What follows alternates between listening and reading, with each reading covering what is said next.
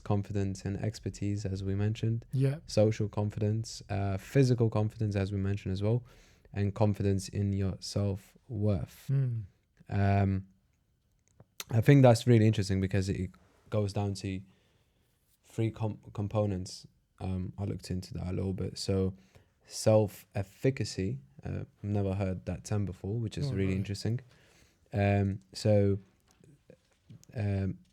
self-esteem, and then there is self-confidence.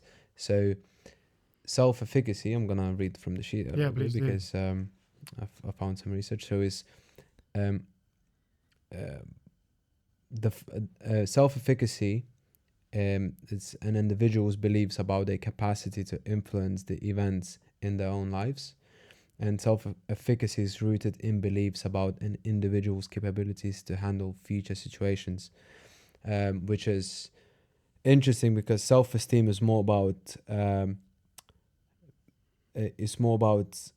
so self-efficacy is more about forward-looking belief, whereas self-esteem is more of a present, which I found really interesting. And really self-confidence is just essentially being confident in your abilities.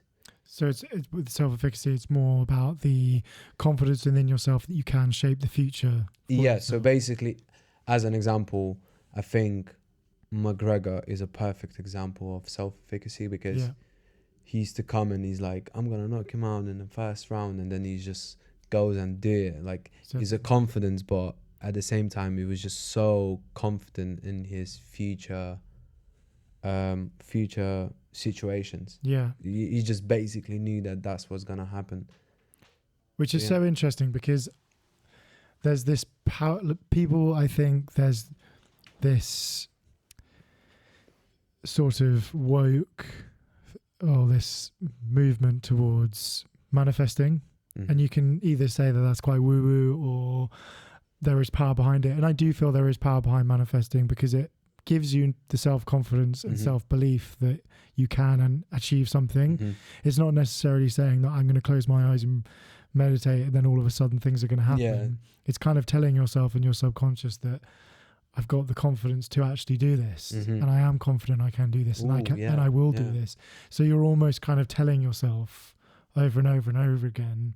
And I believe that your subconscious is listening to that and then doing it. And then you're doing those actions.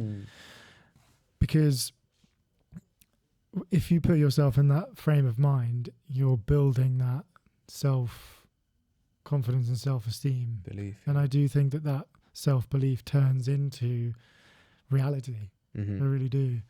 I don't think it's just because the universe grants you powers, and I think it's more sort of about having that confidence with yourself.